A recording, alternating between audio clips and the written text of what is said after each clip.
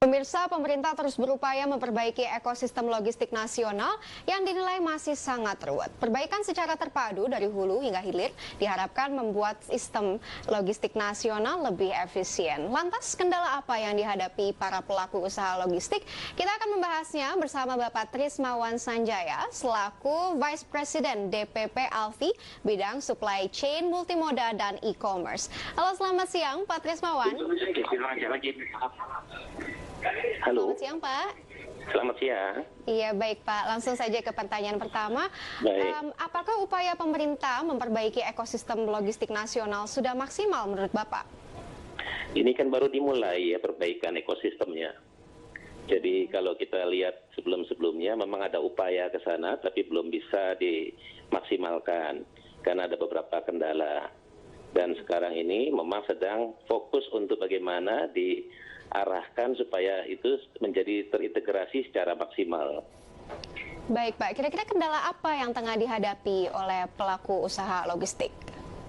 Jadi keterlibatan kita kalau kita bicara ekosistem logistik di Indonesia, ini kan cukup complicated kalau kita bandingkan dengan negara-negara ASEAN. Di mana kita berbentuk wilayah kepulauan, beda dengan ASEAN yang berupa daratan, lalu juga memang keterlibatan komoditas yang kita lakukan transaksi itu cukup bervariasi sekali mungkin dibanding negara-negara ASEAN lain. Kita dari mulai komoditas pangan, manufaktur, hingga kepada tambang. Nah, ini juga menjadi faktor yang perlu menjadi perhatian pemerintah untuk menjaga kepentingan, keamanan, keselamatan, dan kedaulatan negara. Sehingga banyak terlibat instansi maupun lembaga dalam melakukan pengawasan maupun kelancaran arus barang.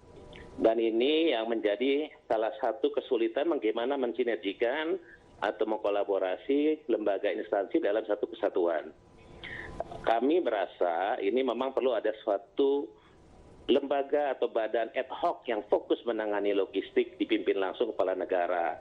Sehingga menjadi satu komando dan menjadi satu arah. Gitu. Oh, baik, Pak. Dan memang roadmap mengenai nasional ekosistem logistik itu akan dilakukan 4 bulan ke depan. Menurut Bapak ini langkah yang sudah tepat atau mungkin ada langkah lain gitu, Pak?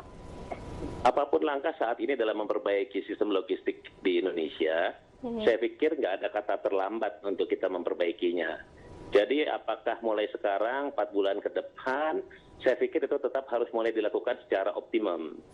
Dengan level yang bagaimana seluruh instansi dan lembaga terintegrasi untuk satu pemahaman dan satu kendali untuk bagaimana kelancaran arus barang maupun logistik ini menjadi lebih baik daya saingnya secara global. Oh, baik, Pak. Dan kalau kita melihat dari Logistic Performance Index Indonesia itu pada 2018 berada di sekitar peringkat 40, sedangkan ini sangat jauh dari negara tetangga seperti Singapura yang berada di posisi ke-7 gitu, Pak. Menurut Bapak, kita masih bisa nggak, Pak? Adakah peluang bagi Indonesia untuk mengejar ketertinggalan tersebut? Ya, ini kan namanya persaingan. Apa yang kita lakukan sudah lebih baik, tapi ternyata negara-negara tetangga juga melakukan akselerasi yang jauh lebih daripada kita. Dan kalau kita melihat kompleksitas antar negara ASEAN, Indonesia adalah yang termasuk sangat complicated gitu. Karena kita berupa negara yang terdiri dari kepulauan, begitu besar wilayah lautannya, sehingga sistem transportasi kita juga jauh lebih rumit dibandingkan negara-negara ASEAN lain.